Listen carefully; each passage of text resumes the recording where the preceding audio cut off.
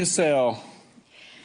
Thank you, Mr. Speaker. And Representative Duggan, thank you for this bill. For those of you that don't know, prior to running to serve as an elected official, I had the honor of coming to Tallahassee for the last several years and engaging and debating on behalf of consumers in the insurance sphere. And one of the things that I always tried to get across to members of both sides of the chamber was, while litigation was absolutely an issue and it was something that we needed to deal with, insurer accountability was just as important, if not more important. And we were here for a special session in December. Prior to that, we were here in May, and all of the reforms over the last couple of years have solely focused on, in my opinion, which was access to the courts and really making it more difficult for consumers to hold insurance companies accountable.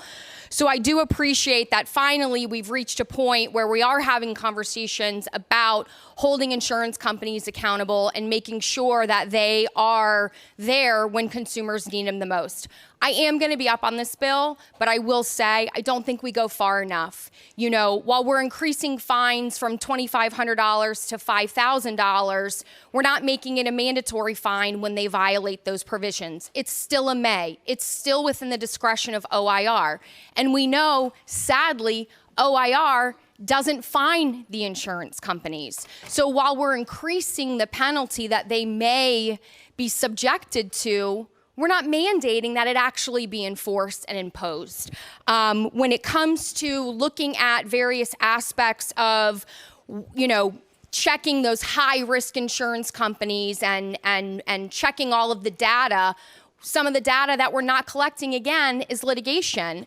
And when we say over and over again that that's the cost driver and that's what's causing these insolvencies, that needs to be a piece of the puzzle when we're talking about insurer accountability.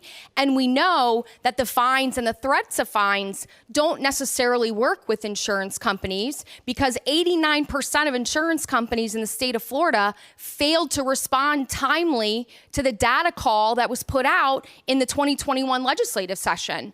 And it only took until a fine was imposed that they finally responded. And that was the first fine imposed in years by OIR. But it's clear that these insurance companies know they can push all the way up to the end and likely get away with it. So, you know, sadly, again, this is going to be another bill that, while we pass it, doesn't provide any relief to consumers. We know that insurance rates continue to go up. We just saw another 40% increase, and we're likely going to see another 40% increase come June when those reinsurance costs come. So I am up on the bill. I'm glad that we're finally looking at and taking seriously what they do, how they're involved in creating the crisis that we're in. I don't think we go far enough. I do hope maybe to work with you next year on some ideas that I have so we can actually hold them accountable, make sure they do the right thing, and that finally we can get consumers' costs to go down. So thank you.